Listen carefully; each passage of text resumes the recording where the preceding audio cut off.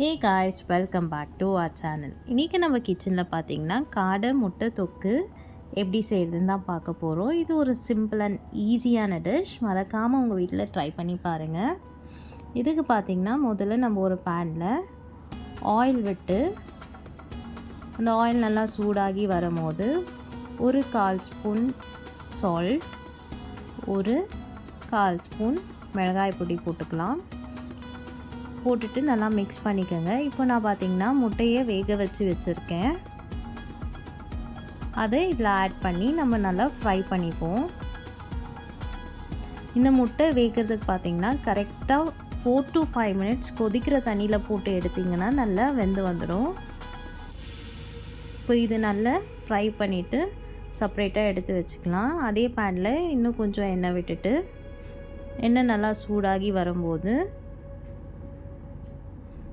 ஒரு 1/2 ஸ்பூன் கடுகு, ஒரு 1/4 ஸ்பூன் சீரகம்,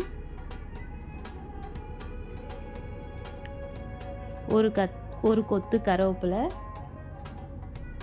2 பச்சை மிளகா, அப்புறம் ஒரு 4 இடித்த பூண்டு பல் போட்டு நல்லா மிக்ஸ் பண்ணிக்கோங்க.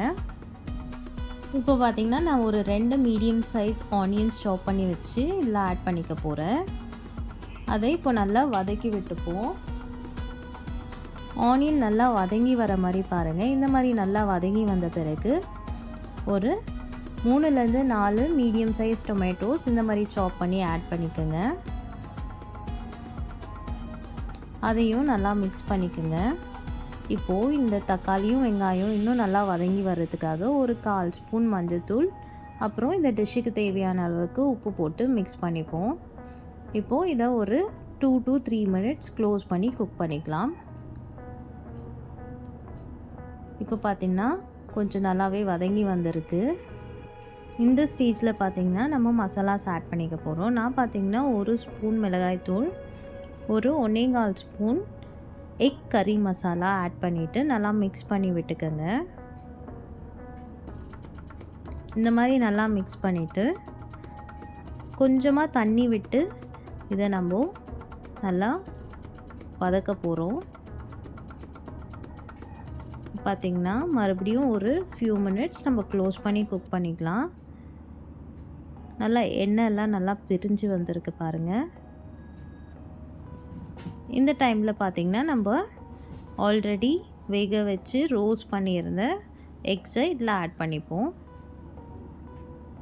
இதை நல்லா அந்த முட்டையும் அந்த மசாலாவும் சேர்ந்து வர மாதிரி வதக்கி விட்டிங்கன்னா நம்மளோட காடை முட்டை தொக்கு ரெடி ஆகிடுச்சு.